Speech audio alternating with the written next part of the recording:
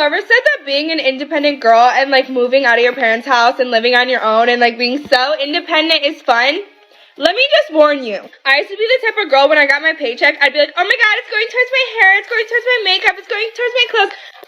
You know what I spend that shit on now? My rent, my phone bill, my car bill. The other day, my car broke down and I literally had no one to call. I have to think of food to cook myself every single night for dinner. When I get sick, I can't just cry to my mom and have her make me make soup. I have to freaking pick up the phone and call the doctor and make my own appointment.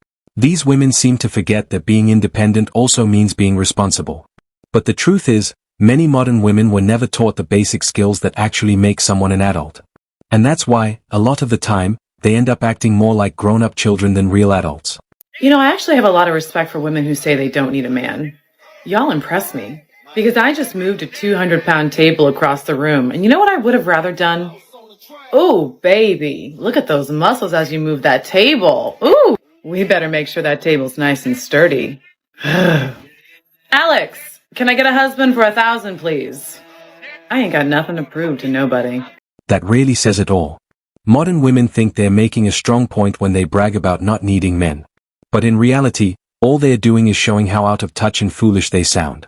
Honestly, they don't need any extra help proving that. I've decided I am no longer a strong, independent woman that needs no man. I'm so tired of fixing shit. I don't know what I'm doing, whether it's vacuums or plumbing or broken men. I don't know what the fuck I'm doing. And I'm done trying to figure it out. I went through my phase of learning how to fix shit. And oh, look, I can actually do it. I'm not a dumbass. I can figure out how to rewire a light switch, which isn't difficult, but didn't believe I could do it. But I'm done. I'm done learning. I am done learning how to fix the house. I'm tired, and I don't want to do it anymore. I want a big, strong man to come fix it for me. Come on, big boys, show me what you can do. You can say you don't need a man, that's your choice. But once you make that decision, you've got to live with it. You can't just switch sides when life starts getting tough. If you choose independence, you're signing up for the full package, and there's no giving it back. Something that I've noticed is that it's literally always the ugly men trying to humble you. I have never, ever, not once in real, actual life been humbled by a sexy ass man. Like, nope, he's not doing it, baby. He is not doing it. Actually, those men, the confident, secure, strong, sexy, beautiful, gorgeous, stunning, amazing hotties, they want you to pop your shit, baby. They want you to pop your shit. And those men, they be getting everything. When women like this call men ugly, it really doesn't make much sense. She claims she won't even talk to guys she finds unattractive. Yet somehow, it's always those same men who she says are trying to humble her. How's that even possible if she never gives them the time of day?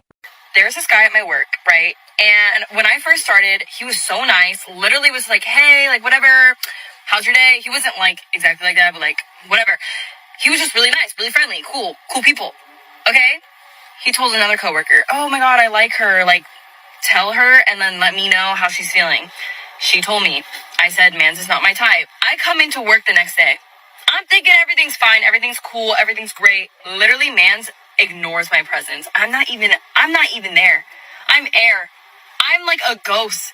This man will not make eye contact with me. He will not acknowledge my presence. And he literally, like, it's like I'm non-existent. Okay, cool. That's because the guy decided he wasn't going to waste any more time on a woman who clearly isn't into him. She set a boundary, and he's simply respecting it. Now she's upset because he stopped giving her the attention she was never going to return anyway. I don't need to provide for a man. I do not need to provide for a So a man don't need to provide for you either? And I put emphasis on a man does not need do you know why I'll say this? to provide for you either. Do you know why I'll say this?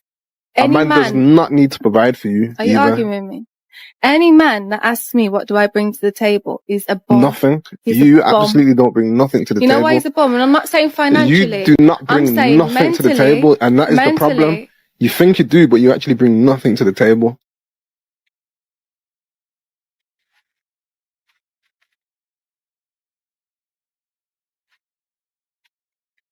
You can't even tell me what you bring to the table.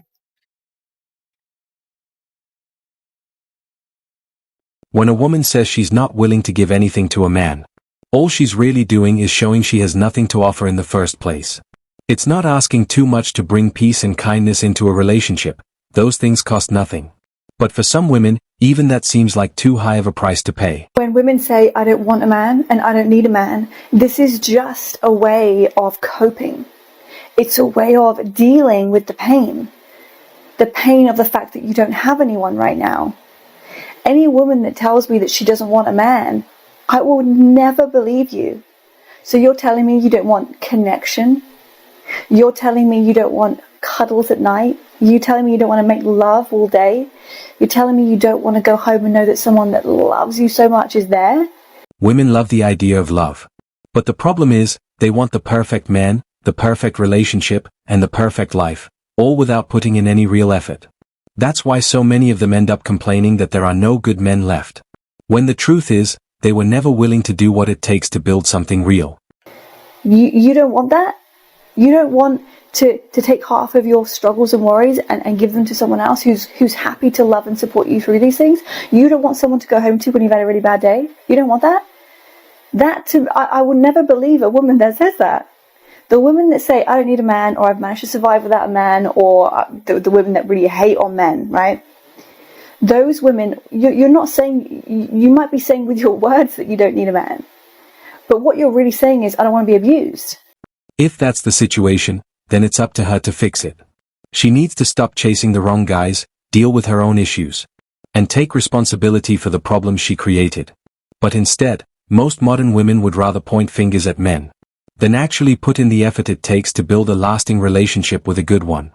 You haven't experienced a good man, so you don't want a man. No, you just don't want to be hurt. You don't want to be abused.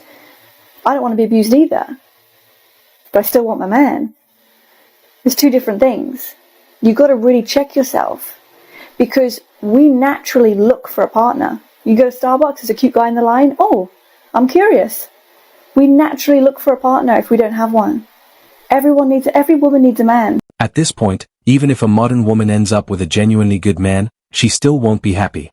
Because deep down, he's not one of the exes she used to obsess over, and honestly, probably still does. The sad part is, she'll turn around and blame men for her unhappiness, even though we had nothing to do with it in the first place. There are 3 things you can tell about a man who asks what you bring to the table. I've been seeing these types of videos a lot, and it seems that some women are not liking it when the tables have turned, and men start asking the same questions that women have been asking them for years. So let's listen to what they have to say. Number 1, he views relationships as transactional. Number 2, he has unmet needs. Number 3, he dehumanizes a partner. Okay, so if we're really to think about what they just said, that means that any woman who also asks the same question of a man, of what they bring to the table, would also, in the spirit of equality, be guilty of being those same things, right? The funny part is how modern women think that using men like objects or treating them like walking wallets somehow makes them empowered.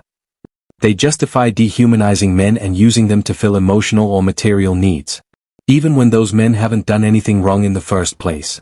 Or is it somehow different when a man asks it of a woman? I wonder. Without knowing it, you might feel like you're in an interview. Wait, that is exactly what a first date is, and dating in general, actually. It is an interview process in order to be able to determine whether 2 people are actually compatible to be in a long-term committed relationship with each other. And these difficult questions, such as what does the other person bring to the table in terms of the relationship, do need to be asked. Otherwise, it's just going to be a waste of each other's time. Modern women treat first dates like job interviews. They analyze every little thing a guy says or does, searching for even the smallest red flag. That way, they have an excuse to ghost him later and still complain that there are no good men left. What do you bring to the table when you're in a relationship? Fear. Fear? Yeah. It's a very good answer. Other than that, maybe some inner values? Loyalty. Loyalty, nice. What else? Is it not enough? Fear and loyalty is a very good start. Yeah, sure. What else? What do you bring to the table? A Moroccan tea. Moroccan tea, Yeah. amazing. I like we're starting with beverages. That's good, Yeah. nice. And loyalty as well.